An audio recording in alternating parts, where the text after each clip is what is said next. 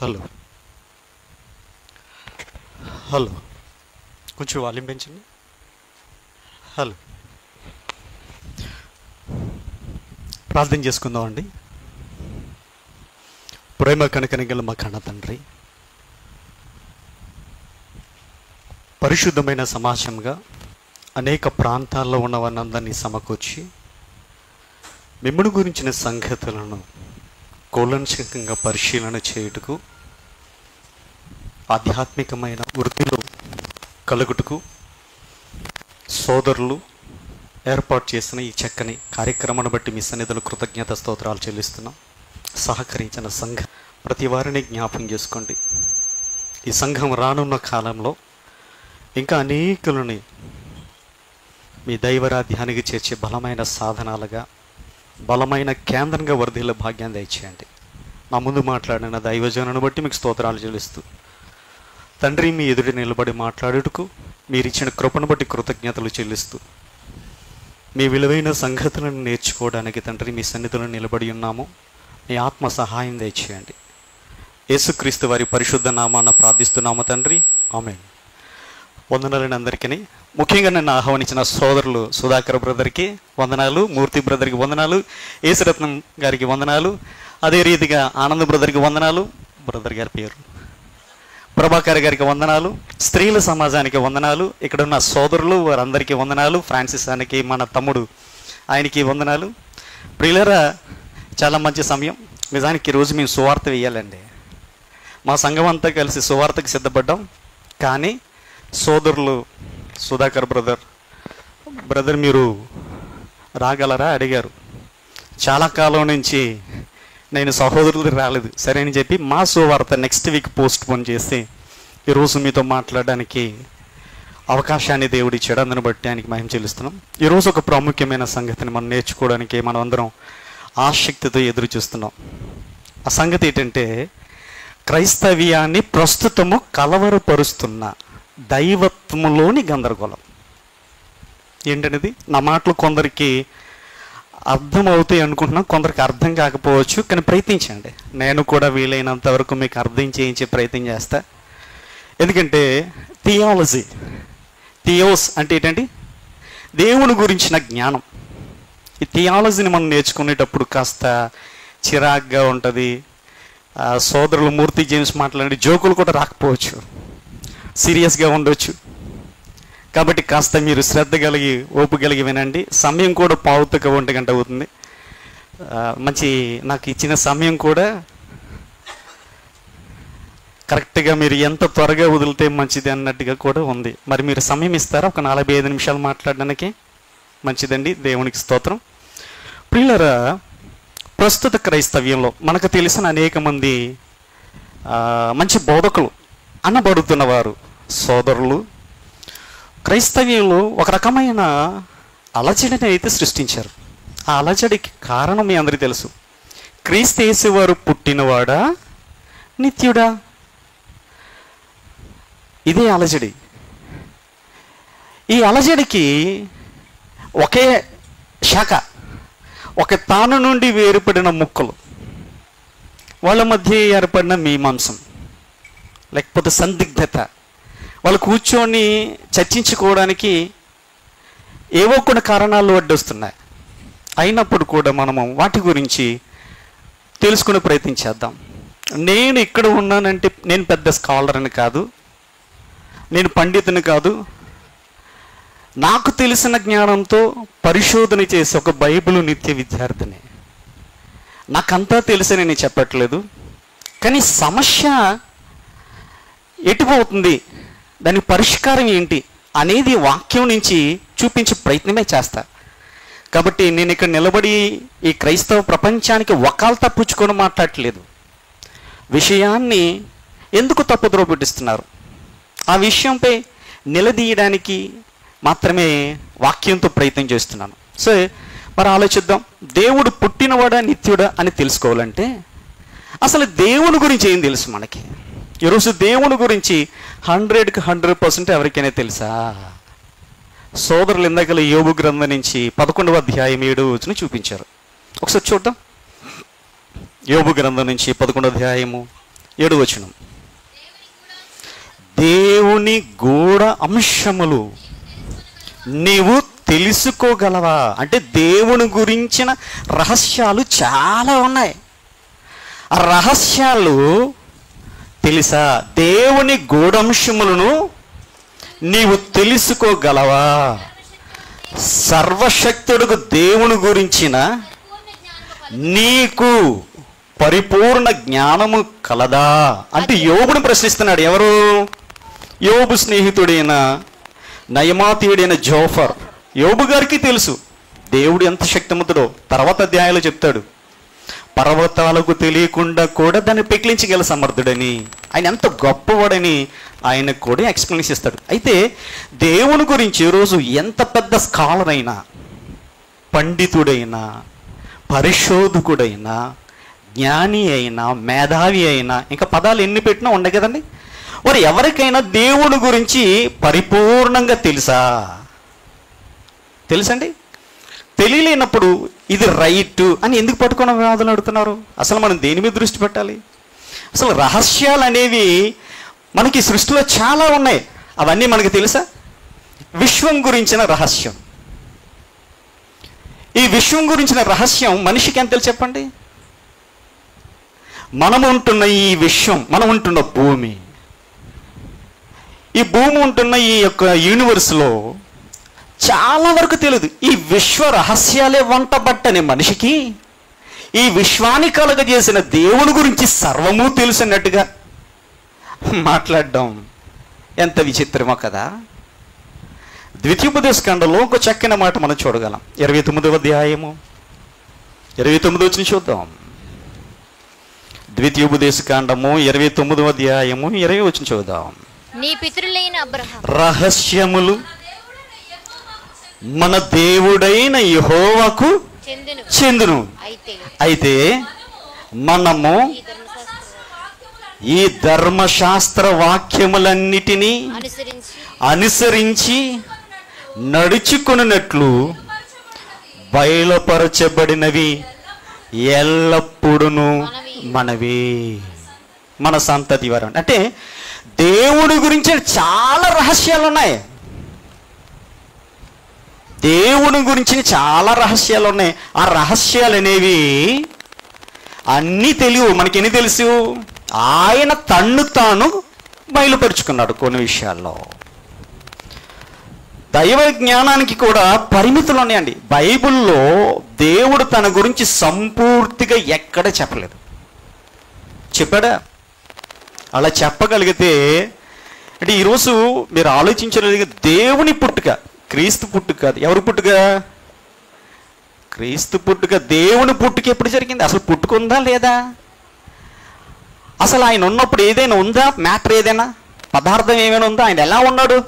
ఇవన్నీ మన బుర్రకైతే అంత చిక్కవు, అవన్నీ మనకైతే తెలియవు. కాబట్టి దైవ జ్ఞానానికి పరిమితి ఇచ్చాడు దేవుడు. మానవ జ్ఞానానికి కూడా పరిమితులు ఉన్నాయి. కాబట్టి మనం ఏం చేయాలి అంటే బయలుపరచబడినవి మాత్రమే. ఎవరివి? అంటే నీకు, మనకి, మానవాళికి, మనుషులకి ఎంత అవసరం అంత బయలుపరచాడు. దాంతో మనం ఏం చేయాలి? దేవుని యందు విశ్వసించి ముందుకు వెళ్ళాలి. అది కాదని దేవుని రహస్యాలని అన్వేషించడానికి ప్రయత్నించడం ఇంకో మనకేమి క్షేమ? అలా ఒక ఆయన తెగించి ఒక మాట అన్నాడండి. ఎవరో తెలుసా? మొదటి శతాబ్దంలోనే, మొదటి శతాబ్దంలో అలాంటి మాట అన్నాడండి.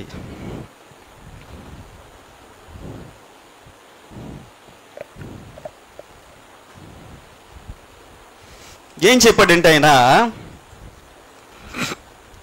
దేవుని గురించి, ఇతని పేరు చెప్తానండి, ఆయన పేరు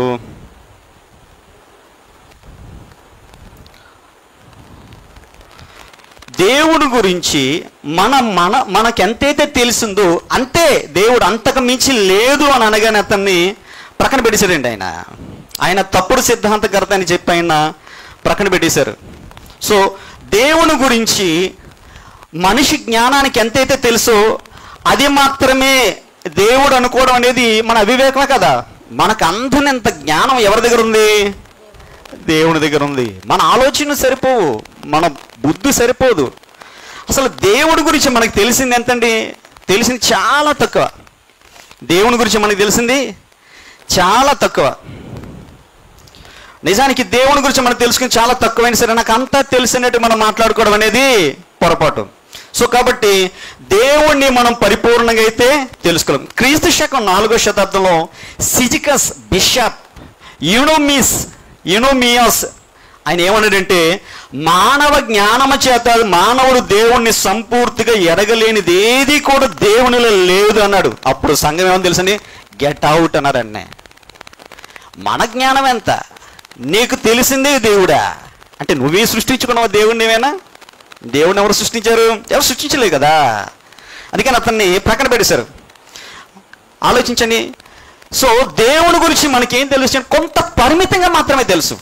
మనము దేవుని పరిపూర్ణంగా తెలుసుకోలేము. ఆ తెలిసిన కొంత కూడా పరిమితంగానే ఉంది.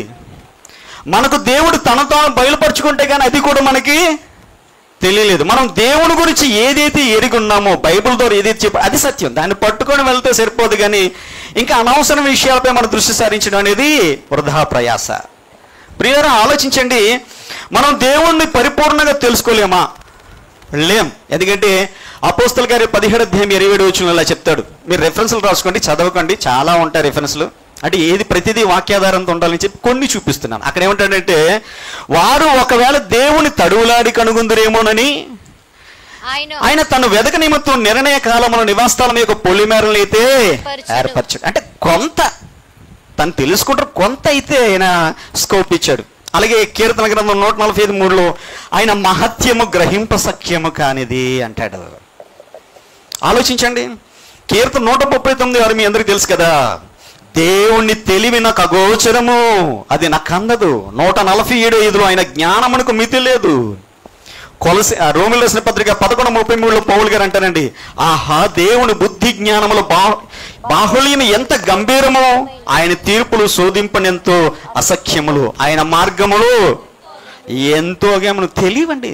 దేవుడి గురించి పూర్తిగా తెలియలేని దాన్ని పట్టుకొని మనం ఇప్పుడు ఏం చేసామంటండి, దేవుని గురించి మనం మాట్లాడడానికి అయితే సోదరులు వచ్చారు. ఏమొచ్చారండి? సోదరులు వచ్చారు. అసలు దేవుడు ఎందుకు పూర్తిగా చెప్పలేదు? తన గురించి దేవుడు ఎందుకు పూర్తిగా చెప్పలేదు? ఇప్పుడు మనకు లభించిన దాన్ని బట్టి మనం ఏం చేయాలి? వాదోపవాదాలు పెట్టుకోవాలా? మనకు తెలిసిన దాన్ని బట్టి మన విశ్వాసాన్ని కాపాడుకుంటే జీవం దగ్గరికి వెళ్ళాలా? నిత్య జీవ కర్త దగ్గరికి వెళ్ళాలా? ఏం చేయాలి మనం? అంటే మనం దృష్టి పెట్టవలసింది, ఇప్పుడు వాదలాడుకుంటున్న విషయం ఏమైనా రక్షణకు ఆటంకమా? రక్షణ కోల్పోయేలా చేస్తుందా? దైవానికి దూరం చేస్తున్నా? ఆయన పుట్టినోడు నిత్యుడు అయితే ఆ రెండింట్లో ఏదో ఒకటి మనం పట్టుకొని వేలాడదాం. అది మనకేమైనా మన విశ్వాసాన్ని దెబ్బ కొడుతుందా? దేవునికి దూరం చేస్తుందా? పరలోక రానకుండా చేస్తుందా? లేనప్పుడు ఎందుకు దానికి అంత ప్రయారిటీ ఇవ్వడం? ఎందుకు ప్రయారిటీ ఇవ్వాలి? దాని గురించి ఒక వాక్యం చెప్తున్నాడు. తిమోతి పత్రికలో అంటాడు, 1 తిమోతి పత్రిక 6:3-4-5లో, ఎవడైనను మన ప్రభువైన యేసుక్రీస్తు యొక్క హితవాక్యములను దైవభక్తికి అనుగుణమైన బోధను అంగీకరింపక భిన్నమైన బోధ ఎవడైనా చేస్తే వాడేమీ ఎరగక తర్కములను గూర్చియు వాగ్వాదములను గూర్చియు వ్యర్థముగా ప్రయాసపడుతున్నాడు. 2 నిమిషాలు అంటే మ్యాగ్నీల్స్ చేస్తాడు. 2 నిమిషాల్లో మ్యాగ్నీల్స్ వండిస్తున్నట్టు 2 నిమిషాలు ఓడిస్తాడా? ఎందుకు అది ఉపయోగం? సహోదరులతో అలా మ్యాగ్నీల్ చేయచెట్టి 2 నిమిషాలు 6 నిమిషం మనకు అవసరమా? క్రీస్తుని గురించిన హితవాక్యం అది మనకు చాలు కదా. రిమైనింగ్ మనకి ఎందుకు ఇది ఛాలెంజ్లు? సహోదరులతో ఛాలెంజ్లు ఏంటండి? మొదలతో ఛాలెంజ్ చేస్తే సూపర్, నీ దేవుణ్ణి వారి ఎదుటిని కనపరచగలిగితే వండర్ఫుల్ కదా. సహోదరులతో ఏంటి సమస్య? కూర్చొని మాట్లాడకండి అయ్యా. 1వ శతాబ్దంలో సమస్య రాలేదా? విగ్రహార్పిత సమస్యల గురించి అంటే అన్ని జనుల్లోంచి క్రీస్తులకు వచ్చిన వారు, యూదులోంచి క్రీస్తులకు వచ్చిన వారు, వాళ్ళు అంటారు యూదులోంచి క్రీస్తులకు వచ్చిన వారు మీరు ధర్మశాస్త్ర ప్రకారంగా ఇది తినకూడదు అంటారు. అన్ని జనులకేమో చాలా ఇబ్బందులు పెట్టారు. అప్పుడు ఏం చేసినట్టే పౌలు యెరూషలేముకి వెళ్ళి మాట్లాడారా లేదా? మరి ఏం చేస్తున్నారు? కూర్చొని మాట్లాడండి. సహోదరులతో సవాళ్ళు కాదు, చర్చ కావాలి. చర్చ, డిస్కషన్ కావాలి, డిబేట్స్ కాదు. ఏం కావాలండి? పరిశీలన చేయడం కావాలి, వాక్య పరిశీలన కావాలి. ఇది కదా ఆరోగ్యకరమైన పరిస్థితి, ఆరోగ్యకరమైన బోధ. ఏం చెప్పాడు మనకి? మీలో ఎవరికైనా వ్యర్థంగా వాదోపవాదాలు కలిగి ఆలోచన ఉంటే వాడు ఏమీ తెలుసుకోవడానికి ఇష్టపడలేనివాడు. కాబట్టి మనం ఆ విషయం మీద మన వాళ్ళు దృష్టి సారిస్తే మంచిదని నా హితోపదేశం. సో కనుక నేను పాయింట్లకు వెళ్తా. అసలు ఇక్కడ మనం ఆలోచిస్తే దైవం గురించి, తండ్రి అయిన దేవుడు యేసుక్రీస్తు వారి పరిశుద్ధాత్మ గురించి ఈ గందరగోళం ఇప్పుడు కాదు, ఎప్పుడు వచ్చింది తెలుసా? మొదటి శతాబ్దం తర్వాత వచ్చిందండి. ఈ సమస్య అంతా అప్పుడే స్టార్ట్ అయిపోయింది. మీకు తెలుసో లేదు కానండి, ఈరోజు మనం ఏదైతే మాట్లాడుకుంటున్నాం కొన్ని సిద్ధాంతాలు, ఏరియనిజం అంటున్నాం కదా, ఇవన్నీ ఎప్పుడు వచ్చాయి? అప్పుడే స్టార్ట్ అయిపోయండి. ఒకసారి ఏ సంవత్సరంలో ఏం జరిగిందో కొన్ని విషయాలు మీకు చెప్పే ప్రయత్నం చేస్తా, గమనించండి. ఒక 4వ శతాబ్దం వరకు చెప్పే ప్రయత్నం చేస్తా. మొదటి శతాబ్దం నుంచి చూస్తే, మొదటి శతాబ్దంలో క్రొత్త నిబంధన రాయబడి మీ అందరికీ తెలుసు కదా. తర్వాత అధ్యాయులు క్రొత్త నిబంధనలో దైవాన్ని గురించి, త్రిత్వం, ఎస్పెషల్గా త్రిత్వం గురించి ఎస్పెషల్గా అయితే చెప్పారు. ఎవరు చెప్పారు? మత్తయి గారు రాశారు, పౌలు గారు రాశారు, చాలామంది రాశారు కదా. మత్తయి గారు ఏం రాశారు? తండ్రి యొక్క, కుమారుని యొక్క, పరిశుద్ధాత్మ నామములో, నామములో, నామములో, నామములో అన్నాడా? నామములోనా? నామములో వారికి బాప్తిస్మం. అంటే అక్కడ ముగ్గురు గురించి ప్రస్తావించారు. ఎవరు? అపోస్తులుడైన మత్తయి గారు, తర్వాత అపోస్తులైన పౌలు గారు కూడా చెప్పారు. అలాగే 2 కొరింథీ పత్రిక 13:14 ప్రభువైన యేసుక్రీస్తు కృపయు, దేవుని ప్రేమయు, పరిశుద్ధాత్మ సహవాసం మీ అందరికీ తోడైయుండుగా. అంటే అక్కడ వాళ్ళు ముగ్గురు ఒప్పుకున్నారు. క్రమక్రమంగా ఏమైందంటే సెకండ్ సెంచరీకి వెళ్ళేసరికి, సెకండ్ సెంచరీలో అంతియోక్య ఇగ్నేషియస్ అయిన ఆయన ఏం చేశారంటే, ఈయన అంతియోక్య 2వ బిషప్, క్రీస్తు శకం 110లో హతసాక్షి, అపోస్తుల బోధనలు ఎరిగినవాడు. చిన్న ఆసియాల సంఘాలకి రాసిన లేఖలో వారు తండ్రిలో, కుమారులో పరిశుద్ధాత్మలు ఎదగలని, తండ్రికి కుమారునికి పరిశుద్ధాత్మకు లోబడి ఉండాలని బోధిస్తారు. అంతవరకు ఓకే. ఆ తర్వాత నుంచే ఈ గందరగోళం స్టార్ట్ అయిందండి క్రైస్తవ్యంలో. ఎప్పటి నుంచి స్టార్ట్ అయింది? ఈరోజు మనం ఏదైతే ఫీల్ అయిపోతున్నామో, అరే ఒకే దేవుడు నమ్ముతున్నాం, మనకి ఎందుకు ఈ సమస్య అనుకుని రాదు, ఇది అప్పుడే స్టార్ట్ అయింది. అంటే ఈ గందరగోళం ఎప్పుడు స్టార్ట్ అయింది? ఇది దైవత్వం గురించి గందరగోళం సెకండ్ సెంచరీలోనే స్టార్ట్ అయిపోయింది. జస్టిన్ మార్టైర్ ఆయన ఏమన్నాడంటే, క్రీస్తు శకం 150లో తను రాసిన ఫస్ట్ అపాలజీ పత్రికలో త్రిత్వాన్ని గురించి అయితే రాశాడండి. సో తండ్రి అయిన దేవుడు, విశ్వాసానికి ప్రభువు, మన రక్షణ యేసుక్రీస్తు మరి పరిశుద్ధాత్మ నామములను కూడా ఇతను రాశాడు. దీని తర్వాత పౌలికార్ప్ అని ఎవరికి అనుసరుడంటేనండి, క్రీస్తు శకం 155లో స్మరణల హతసాక్షి అయ్యేటి ఈయన అపోస్తులని యోహాను శిష్యుడని లయాన్స్కి చెందిన ఐరేనియస్ రాస్తాడు. ఇతను కూడా తండ్రిని, పరిశుద్ధాత్మని స్తుతిస్తూ, క్రీస్తుని స్తుతిస్తూ రాస్తాడు. తర్వాత 3వ శతాబ్దంకి వస్తే క్వింటాస్ సెప్టిమియోస్ ఆయన ఇక్కడి నుంచి ఈ తలపోటు స్టార్ట్ అయిందండి. ఇక్కడి నుంచి మొదలైంది. ఏంటంటే దేవుడిని పెద్దవాడిగా, తండ్రి పెద్దోడట, కుమారుడు చిన్నవాడు, పరిశుద్ధాత్ముడు ఇంకా చిన్ననే ఆ వాదన ఈ 3వ శతాబ్దంలో అయితే, క్రీస్తు శకం 150 నుంచి 225 మధ్య నుంచి అయితే ఈ గొడవ అయితే స్టార్ట్ అయింది ప్రియులారా. సో మీ అందరికీ తెలుసు కదా, 4వ శతాబ్దంలో మరొకటి వచ్చాడు. ఆ సమయంలో కాన్స్టాంటినోపుల్ అనే రోమన్ చక్రవర్తి ఏం చేశాడంటే మీటింగ్ ఏర్పాటు చేశాడు. క్రైస్తవ సంఘాల్లో ఉన్న బిషప్లందరినీ పిలిచి మీటింగ్ పెడితే అప్పుడు సుమారు 300 పైచీలకు బిషప్లు వచ్చారు. అన్ని సంఘాల నుంచి 1800 మంది దాకా వచ్చారు. అప్పుడు దీని గురించి తేల్చే ప్రయత్నం చేశాడు. అలాంటప్పుడు ఈ ఏరియస్ అనేవాడు 250 క్రీస్తు శకం 336 ఇతను ఒక సన్యాసి, ఇతను ఒక బోధ చేశాడండి. ఆయన బోధ ఈ రోజు అలా జరిగి కారణం. అసలు యేసుక్రీస్తు వాడు పుట్టినవాడు సృష్టికి ముందైతే లేడు, దేవుడికి సృష్టించబడ్డవాడు అంటాడండి. సో కాబట్టి అక్కడి నుంచి తండ్రి గొప్ప, క్రీస్తు తక్కువ, పరిశుద్ధాత్ముడు ఇంకా తక్కువ అనే భావన అయితే పెరిగింది. ఆ వాదనని అప్పుడు ఏర్పాటు చేసిన మొట్టమొదటి క్రైస్తవ విశ్వ సార్వజనికమైన సమావేశం, సార్వత్రిక, ఇది ఏమన్నారంటే టైటిల్ ఇప్పుడు మనం ఏం పెట్టాం, సార్వత్రిక సంఘ క్షేమాభివృద్ధి కదా. ఈ కాన్సెప్ట్ మొదట అక్కడ స్టార్ట్ అయింది నైసే కౌన్సిల్లో. అంటే అందరినీ బిషప్ని పాస్టర్లు అందరినీ పిలిపించి పెట్టిన మీటింగ్లో డిసైడ్ చేసినమాట దైవత్వం గురించిన అంటే కొన్ని డిక్లరేషను. అందులో ఈ ఏరియాస్ అనేవాడు చేసిన ఏరియానిస్ అన్ని తిప్పుకొట్టారనమాట. సరే, నేను మిమ్మల్ని అందరూ అడుగుతా. ఇప్పుడు మీలో చాలా మంది అనుకుంటారు కదా, తండ్రి పెద్దవాడు పొజిషన్ 1, క్రీస్తు పొజిషన్ నెంబర్ 2, పరిశుద్ధాత్ముడు పొజిషన్ నెంబర్ 3 అనుకుంటారా, లేదా ముగ్గురు ఈక్వల్ అనుకుంటారా?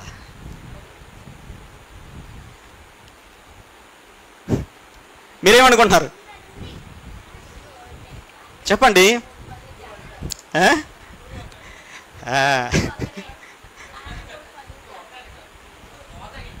ముగ్గురు హోదా ఏంటి? వాళ్ళు ఈక్వల్గా ఉన్నారా, డిఫరెన్స్గా ఉన్నాయి ఏమైనా బైబిల్లో వారి గురించి? వాళ్ళ గురించి ఈక్వాలిటీ అంటే జీవంలో, సారంలో, ఆ తత్వంలో ఈక్వల్గా ఉన్నారా, డిఫరెన్స్గా ఏమైనా ఉన్నారా? మీరు విన్నారు కదా చాలా బోధలు. ఇప్పుడు పాస్టర్ గారు చెప్పిన వాక్యాలు కానీ మీరు యూట్యూబ్లో వినే వాక్యాలు ఎక్కువండి, షార్ట్స్లో వినే వాక్యాలు. పాస్టర్ గారు చాలా ఫీల్ అయిపోతుంది. నేను కూడా, మా సంఘం కూడా వాక్యం పాస్టర్ గారు చెప్పింది వింటారు, మీద రీల్ చూస్తుంటారు కదా. తమ్ముడు నన్ను యూట్యూబ్లో చాలా పెడుతుంటారు. నాదొక సలహా తమ్ముడు, నేను యూట్యూబ్ స్టార్ని కాదు, నన్ను సెటర్ వేస్తారు. అలాగని ప్రతి ప్రసంగం రికార్డ్ చేసి పెడితే ఎవడో వింటారు కదా అని పెట్టి పడేసాను అంతే. ఇది కూడా రికార్డ్ అవుతుంది కదా, కొందరికని ఉపయోగపడుతుందని. అయితే మనం పాస్టర్ గారు చెప్పిన కానీ బయట ఎక్కువ వింటుంటాం కదా. చెప్పండి, ముగ్గురు సమానమా కాదా? సమానమే అనుకున్నప్పుడు ఈ నిత్యుడ పుట్టినవాడనేది అక్కడ ఏమవుద్ది? తుల్లిపోతాయా ఉంటాయా? ఆలోచించండి. ఏ విషయాలు సమానుడు? అందుకే అంటున్నాను, తండ్రి పుట్టుక గురించి, క్రీస్తు పుట్టు గురించి, పరిశుద్ధ పుట్టు గురించి మనం ఆలోచించకండి. మనకి ఏది అవసరమో, మనకి ఏది అవసరం అండి? మన రక్షణకి ఏదైతే అవసరం అండి, దేవుని గురించిన అనేకమైన రహస్యాలు అయితే ఉన్నాయి. ఆ రహస్యాలు ఏవి దేవుడు చెప్పలే. మనకి ఏదైతే బయలుపరచాడో, బయలుపరచబడిని మనది. మనకి ఏమైనా బయలుపరిచాడు? మనకి ఏమైనా బయలుపరిచాడండి ఆయన? ఒకసారి చూద్దాం వీటి మాటలు. చూడండి, యోహాను సువార్త 20 అధ్యాయం 31 చూద్దాం. యోహాను సువార్త 20 అధ్యాయము 31. యేసు దేవుని కుమారుడైన క్రీస్తుని మీరు నమ్మినట్లును, నమ్మి ఆయన నామమందు యేసు దేవుని కుమారుడని భూమి మీదకి వచ్చాడు, శరీర ఆకారం తెచ్చాడు. అంతకుముందు ఎలా ఉన్నాడు? భూమి మీద రాకముందు ఆయన ఉన్నాడా? ఎక్కడున్నాడు? ఆది యందు వాక్యముండును, వాక్యము దేవుని యొద్ద ఉండును, వాక్యము దేవుడే. అంటే ఎక్కడున్నాడు? ఆదిలో భూమి లేదు, పరలోకం కూడా ఉందేటి ఏనా? ఏంటి ఇంకొక రీల్స్ పెట్టుకోండి, చాలా మంది ట్రోల్ చేస్తున్నారు. యేసు ముందు పుట్టాడా, పరలోకం ముందు పుట్టిందా? అంటే ఎన్ని ఆలోచనలు అండి. కొలసలు రాసిన పదులు చెప్తాడు కదా, ఏమంటాడు? కలిగి అనేది ఏది కలక దృశ్యమైన అదృశ్యమైన అధికారములైన సృజించబడిన ప్రతిదీ ఎవరి ద్వారా, ఎవరు బట్టి సృజించబడ్డాయి? అంటే ఇప్పుడు మనకి ఆయన దేవుడు కుమారుడు భూమి మీదకి వచ్చాడు, దైవ కుమారుడిగా, రక్షణలో ఒక భాగంగా వచ్చాడు, త్రిత్వంలో ఒక భాగంగా ఆయన. అంటే త్రిత్వం అంటే ముగ్గురు ఉన్నారండి, ఒకే దేవుడు ముగ్గురు వేరువేరుగా ఉన్నారని కొందరు అంటారు. కానీ కన్ఫ్యూజ్ లేకుండా చూద్దాం. అసలు దైవత్వంలోనే ముగ్గురు ఉన్నారండి. ఎవరెవరు ఉన్నారు? తండ్రి యెహోవా పేరు పెట్టుకున్నారు డైరెక్టర్గా. తండ్రి అంటే ఎందుకు? తండ్రి అనే క్రొత్త నిబంధన మనకి ఇంట్రడ్యూస్ చేసింది, పాత నిబంధనలు అలా లేదు కదా. యెహోవా తండ్రి అందాం, లేదంటే యెహోవా ఉన్నారు, యేసుక్రీస్తు ఉన్నారు, పరిశుద్ధాత్మ ఉన్నారు. ఎక్కడ ఉన్నారు ఆయన? ఎలా ఉన్నారు? ఆ ముగ్గురు ఉనికిని మనం బైబిల్లో కనుగొనగలమా? ప్రారంభం ముందు ఆది కాండలు మీకు అందరూ తెలుసు కదా. మన పోలుకు చొప్పున మన స్వరూపమందు చేద్దామన్నాడు లేదా? అంటే చెప్పుకుంటే చాలా రెఫరెన్స్ ఉన్నాయండి. నేను టైం అవుతుంది కాబట్టి కొంచెం షార్ట్ చేయడానికి ట్రై చేస్తున్నాను. అంటే వాళ్ళు ముందే ఉన్నారు, సృష్టికి ముందే ఉన్నారు. మన పోలిక మన స్వరూపం చొప్పున చేద్దామని ఎవరిదన్నా? మన అనేది ప్లూరల్ వర్డ్, బహువచనం ఏకవచనమా? బహువచనం అయితే అక్కడ ఉన్నారు వాళ్ళు. ఉన్నారు. ఆ ఉన్న వారిలో ఈ భూమి మీదకి రావడానికి ఒక ప్రణాళిక ఉంది. మీ అందరికీ తెలుసు, ఆల్రెడీ సేవకులు చాలాసార్లు అయితే చెప్పే ఉంటారు. మళ్ళీ దీన్ని విస్తరించి వివరించి చెప్పడం అనేది సమయం వృధా. ఆ రక్షణలో భాగంగా ఆయన భూమి మీదకి వచ్చాడు కాబట్టి ఏ రక్షణ మన కొరకే. అసలు ఆయన ముగ్గురు ఉన్నది ఎవరి కోసం అంటే ఇంకా బాగా చెప్పాలంటే మన కోసమేనా? వాళ్ళ కోసమే కదా మనం సృష్టించుకున్నారు. వాళ్ళ కోసం మన కోసం వాళ్ళు ఉన్నారా? కాబట్టి ఇది ఆలోచించండి. అందుకే ఇక్కడ అంటాడు, ఆయన దేవుని కుమారుడిని నమ్మి ఆయన నామమందు చదవండి, యేసు దేవుని కుమారుడిని క్రీస్తుని మీరు నమ్మినట్లు నమ్మి ఆయన నామమందు జీవము పొందునట్లు. మనకేం కావాలి ఇప్పుడు? సావకుండా బతుకుండాలి, నిత్యం ఆయనతో ఉండాలి. ఎక్కడ? దైవత్వంలో మనం కూడా భాగమైపోవాలి, దైవలోకంలో మనం కూడా చేరిపోవాలి. మన కాన్సెప్ట్ అంతేనా? ఇప్పుడు మనం ఆయన నమ్మడానికి కావాల్సింది ఏంటంటే ఇదండి, ఇది చాలు మనకి. ఇప్పుడు మనకేం కావాలండి? ఆయన పుడితే ఏంటి, నిత్యుడైతే ఏంటి అంటే పాఠాలు చెప్పలేక కాదండి. ఎక్కడైతే గందరగోళం ఉందో దాని మీద మీకు క్లారిటీ ఇచ్చే ప్రయత్నం చేస్తున్నాం. ఆయన సృష్టికి ముందే ఉన్నాడు, భూమి మీద శరీరంతో అయితే పుట్టాడు. అంతకుముందు ఎక్కడ ఉన్నాడు? పరలోకంలో ఉన్నాడు లేదా? కాబట్టి ఆయన నమ్మి విశ్వసించినట్లు ఇవి రాయబడ్డాట. రాయబడింది నీ రక్షణ కొరకు, రాయబడింది అని పట్టుకుని నువ్వు వెళ్ళాలి. రాయబడలేని దాని గురించి పట్టుకొని వెళ్తే నీ రక్షణ ఏమైపోద్ది? మీకు అర్థమవుతుందా? అంటే ఇప్పుడు మనము ఆయన గురించి రహస్యాలు ఇప్పుడు మనకు పూర్తిగా తెలియవండి. ఎప్పుడు తెలిస్తే పోనీ? తెలిస్తే తెలియవా పోనీ? ఎప్పుడు తెలిస్తే చెప్పండి?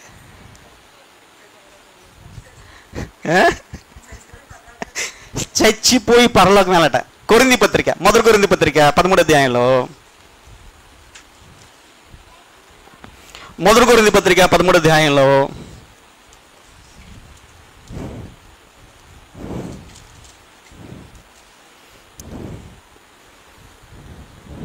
తీసారా? 12వ వచనం, ఇప్పుడు అద్దంలో చూచినట్టుగా సూచనగా చూస్తున్నాము. అంటే కొంతే సూచనగా చూస్తున్నాము, అప్పుడు ముఖాముఖిగా చూతుము, అప్పుడు ముఖాముఖిగా చూస్తాము. ఇప్పుడు కొంతే తెలిసింది, కొంత ఆయన గురించి పూర్తి రహస్యాలు అయితే తెలియదు, కొంత మట్టుగా తెలుసు. నేను అదే అభిలాషిస్తున్నానండి. ఈ బుర్రలు తినేసి ఈ ప్రశ్నలన్నిటికి సమాధానం దేవుడి దగ్గరికి వెళ్తే తెలుసుకోవాలి, నాకు చాలా ఆశ. కాబట్టి ఇప్పుడు మనం బుర్ర చించుకోవడం కంటే విశ్వాసాన్ని ఆయన ఎదురు పెంచుకొని ఆయన కొరకు ఇచ్చిన దాని ప్రకారంగా క్రమంగా నడుచుకోవడం మంచిదే కదా? మనం ఏం చేద్దామండి? పైకి వెళ్ళిపోతాం అంటారు పాస్ట్ గారు. వెళ్ళిపోతాం అందరని, వరుస ఒకటి ఉంది కదా, వెళ్ళిపోవడమే లైన్లో, లేపబడదాం కూడా వరుసలో. విషయానికి వస్తే ఇప్పుడు మనం కొంత ఎరుగుదాము, కానీ అప్పుడైతే మనము పూర్తిగా ఎరగబడిన పూర్తిగా తెలిస్తే. ఎందుకని తొందర ఎందుకు? కొందరు పెళ్లి కోసం తొందరపడుతుంటారు. నేను తొందరపడక సుందర వదన అంటారు. పెళ్ళైన ఎందుకు చేసుకున్నాను అంటాడు. పెళ్ళి కానాడు, పెళ్ళి ఎప్పుడు చేసుకుంటాను అనుకుంటాడు. జుత్తు రాలిపోతుంది, తెల్ల వెంట్రుకలు అయిపోతున్నాయి, ఏజ్ అయిపోతుందని ఫీల్ అవుతారు. అలా తొందరపడటం ఎందుకు? Wait and see. నీ విశ్వాసాన్ని కాపాడుకో చివరి దాకా. యేసు రక్షకుడు నమ్మే కదా, యేసు నీ పాపాల కోసం చనిపోయిన నువ్వు నమ్మే కదా, ఆయన చనిపోయి తిరిగి లేచి నువ్వు నమ్మే కదా. క్రీస్తుని కేంద్రంగా చేసుకుని విశ్వాసానికి పెంపొందించుకో. మనకు అనవసరమైన విషయాలు అది. ఆయన పుట్టిన నిత్యుడే ఆయన కూడా. ఎవరండి? ఆయన ఉన్నవాడే. దీని గురించి చాలా ఏళ్ళ క్రితం మ్యాగజైన్ రాశానంటే, దేవుడు ఒక్కడే ఉన్నవాడంటూ. ఇప్పుడు సుమారు ఒక 8-10 ఏళ్ళు అయిపోయిందండి. కొన్ని పరిస్థితులు సహకరించక మ్యాగజైన్ వదిలేసా. చాలా ఏళ్ళ క్రితం రాశా ఆయన నిత్యుడా పుట్టినవాడంటూ. అయితే దేవుని గురించి మనం ఇప్పుడు ఏం తెలుసుకోవాలంటే, దైవత్వంలో ముగ్గురు సమానమై స్థాయి ఉన్నప్పుడు గొడవ అయితే ఏ రాదు కదా. ఇప్పుడు పుట్టినవాడంటే తండ్రి కంటే తక్కువ, పరిశుద్ధాత్ముడు ఆయన కంటే తక్కువ. ఈ భావన ఈరోజు క్రైస్తవుని ఏం చేస్తుంది? కన్ఫ్యూజ్ చేస్తుంది కదా. కానీ వాస్తవానికి దైవత్వంలో ముగ్గురు ఉన్నారా లేదా? ప్రారంభంలో ఉన్నారా? కొన్ని రిఫరెన్స్లు మీకు చూపిస్తా. అసలు వాళ్ళు ముగ్గురు ఈక్వాలిటీగా ఉన్నారండి కొన్ని విషయాల్లో, చాలా విషయాల్లో. ఆ విషయాలు చెప్పి నేను ఈ సందేశాన్ని ముగించే ముందు మీకు ఒక హెచ్చరిక చెప్పి నేను ముగిస్తానండి. ఏ విషయాల్లో వాళ్ళు యూనిటీగా ఉన్నారు, మనకెందుకు ఆ సమస్య వచ్చింది చూద్దామండి.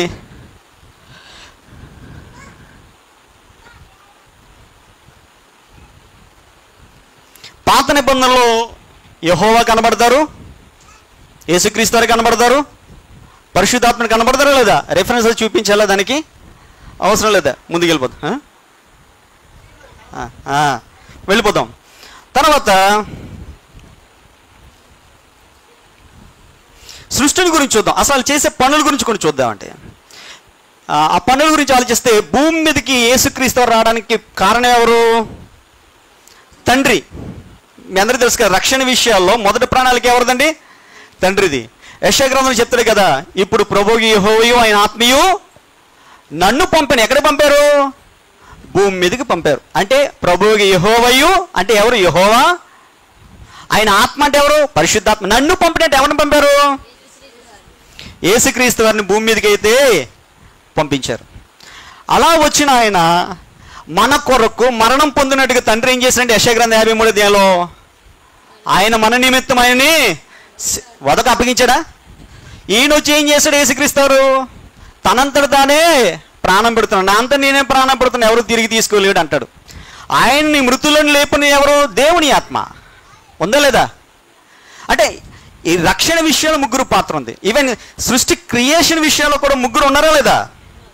ఆ ముగ్గురు కూడా మనకి స్పష్టంగా కనబడతారండి. ఇకపోతే పరిశుద్ధపరచడంలో ఈ ముగ్గురు ఉన్నారు. సంఘానిలో ఉన్న వ్యక్తులు పరిశుద్ధపరచడం ఈ ముగ్గురు కూడా పరిశుద్ధపరుస్తారు. తండ్రి మాత్రమే పరిశుద్ధపరుస్తాడు, క్రీస్తు రక్తమే పరిశుద్ధపరుస్తాడు అనుకుంటున్నారా? పరిశుద్ధాత్మను కూడా పరిశుద్ధపరుస్తాడు లేదా? ఉన్నాయా వాక్య భాగాలు? అంటే పనుల విషయాల్లో, క్రియేషన్ విషయాల్లో వాళ్ళు ఈక్వల్గా ఉన్నారు. కానీ మనం మాత్రం ఏం చేస్తారంటే తండ్రికి మొదటి స్థానం, రెండో స్థానం ఎవరిది? క్రీస్తుకి మూడో స్థానం పరిశుద్ధాత్మ అంటూ వాళ్ళ స్థాయిని తగ్గించే ప్రయత్నం చేసి మన దైవత్వ విషయాలు గందరగోళం తెచ్చుకున్నాం. ఈ పుట్టుక విషయాల్లో కానీ ఈ త్రిత్వం విషయాల్లో కొందరు ఇది త్రిత్వం అర్థం కాక ముగ్గురు ఒకటే అంటారు. అంటే ఈ గందరగోళం దైవత్వ విషయంలో, ఈ థియాలజీ విషయంలో సరిగ్గా అర్థం చేసుకోలేకపోతున్నారు. కాబట్టి ఈ పరిశుద్ధ పరచడం గురించి కొన్ని రిఫరెన్స్ మీకు చూపించే ప్రయత్నం చేస్తున్నాను. చూడండి, తండ్రి మనల్ని ఎలా పరిశుద్ధపరుస్తాడో యోధా పత్రిక 1వ వచనం చూద్దాం అండి. యోధా పత్రిక 1వ వచనం చూద్దాం. యేసుక్రీస్తు